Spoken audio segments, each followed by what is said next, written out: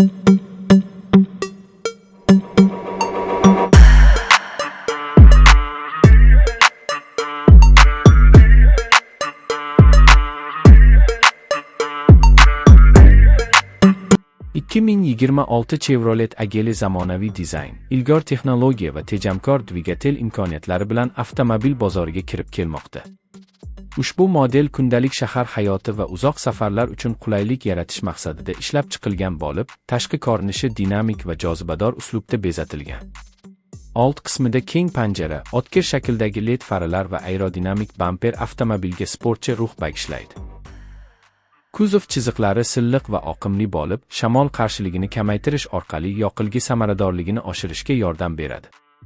Yangi 2026 Chevrolet Agili zamonaviy yengil qotishmali disklar va yorqin orqa LED chiroqlar bilan yanada zamonaviy ko'rinishga ega. Salon qismi keng va qulay bo'lib, haydovchi va yo'lovchilar uchun ergonomik tarzda loyihalangan.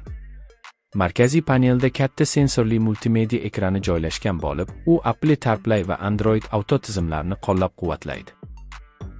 Raqamli asboblar paneli haydovchiga barcha zarur ma'lumotlarni aniq va tushunarli tarzda ko'rsatadi. Yumshoq sifatli materiallar, qulay o'rindiqlar va keng oyoq joyi uzoq safarlarda ham charchoqni kamaytiradi. Bagaj hajmi oilaviy ehtiyojlar uchun yetarli bo'lib, orqa o'rindiqlar bukilganda yanada katta yuk maydoni hosil bo'ladi. Texnik jihatdan 2026 Chevrolet Agili bir nechta dvigatel variantlari bilan taqdim etiladi. Asosiy versiyada tejamkor benzin dvigateli o'rnatilgan bo'lib, u kuch va yoqilg'i samaradorligi o'rtasida muvozanatni ta'minlaydi.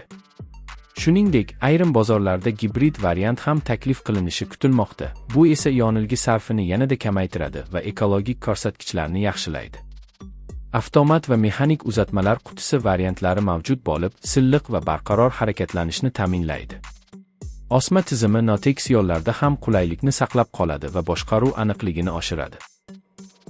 Xavfsizlik masalasida ham model zamonaviy tizimlar bilan jihozlangan. Old va yon xavfsizlik yostiqchalari, apps va app tizimlari, barqarorlikni nazorat qilish tizimi X